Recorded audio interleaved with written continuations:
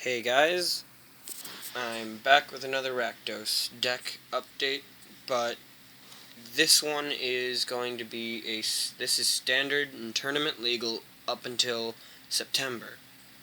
And okay, so it's Rqkdos aggro beatdown. There was a consistency issue with the previous deck, and I fixed that.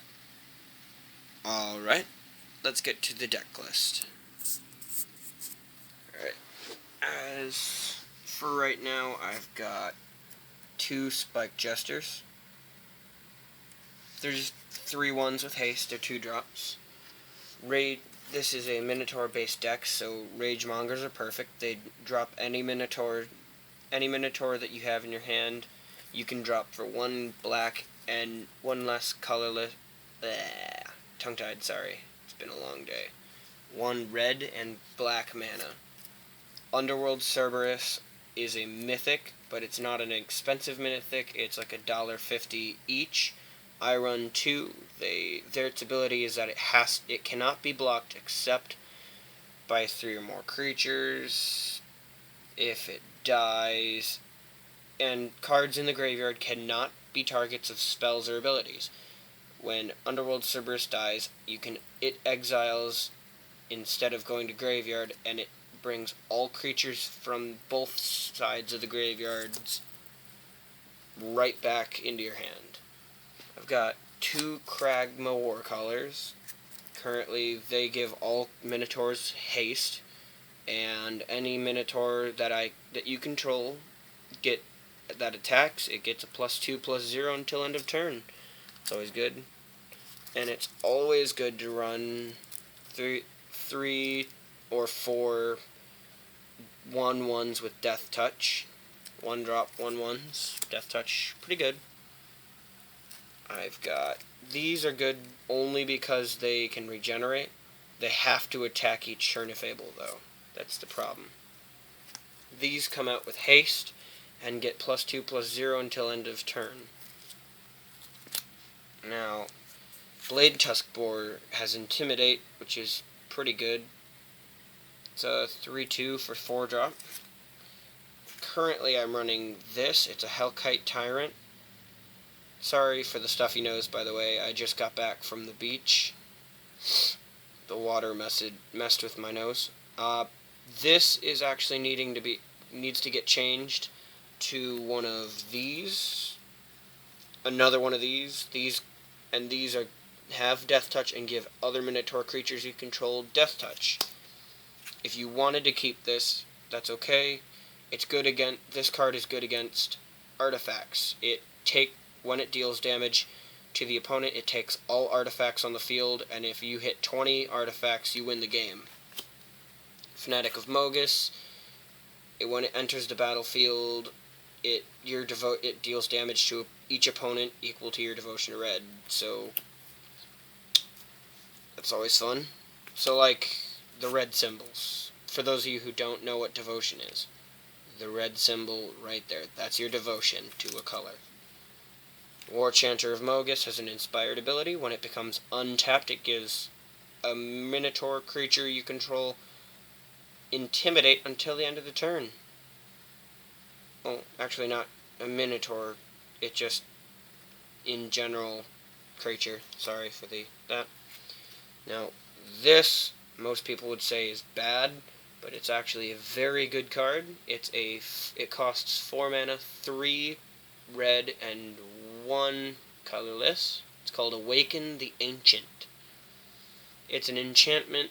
It goes on a mount. You enchant a mountain, and that enchanted mountain becomes a 7/7 red giant creature token with haste, and it's still a land.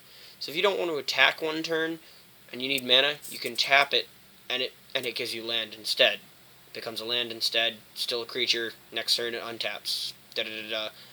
But for 4 drop, you get a 7/7 creature that has haste. So as soon as it comes out on the battlefield, it can hit.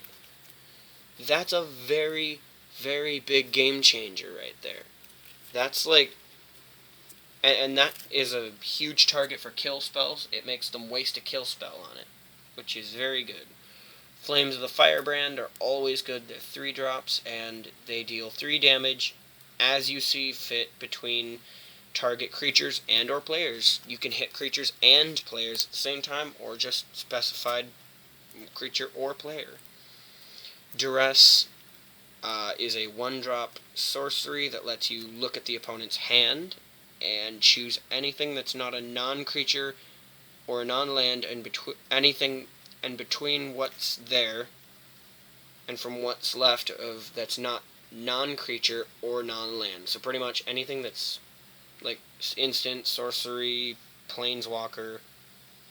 You can hit planeswalkers, instants, sorceries, enchantments, and you get to discard 1.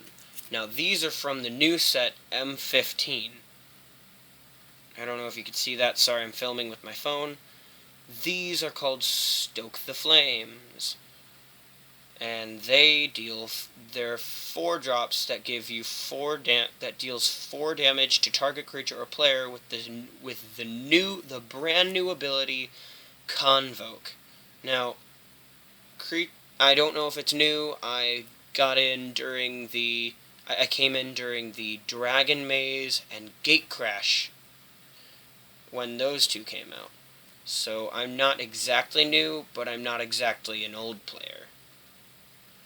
So if I'm wrong and Convoke is an old ability that just got brought back now, please leave it in the description. Don't leave a hate comment though. I don't really need that. Let's be mature about it.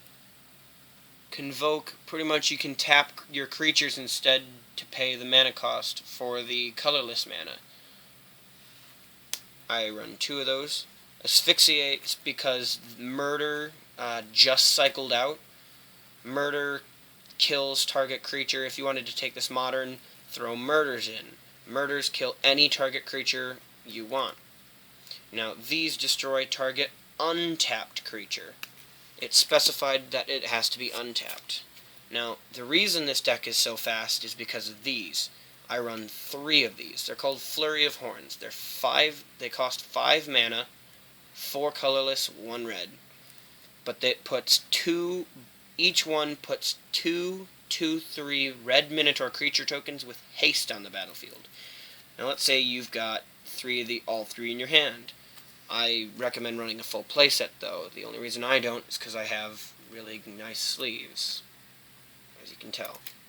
But yeah, so this pretty much just you play this, drops your field's completely empty. They've killed all your creatures, they've got a bunch of creatures, they've got nothing. They board wiped or something. Say that. You've got land, that's it. You drop this, you have 2 creatures, both 2/3 Minotaurs that have haste. They'll be beating the opponent's head in momentarily that turn. Now I personally run these because I like them. They're 1-drop burn spells, which is always nice to have low drop burn spells that are instants. Now, for those of you who don't know what an instant is, an instant can be cast anytime and on either player's turn. Whereas let's say I'm using a 68 as the example, is a sorcery. Right there.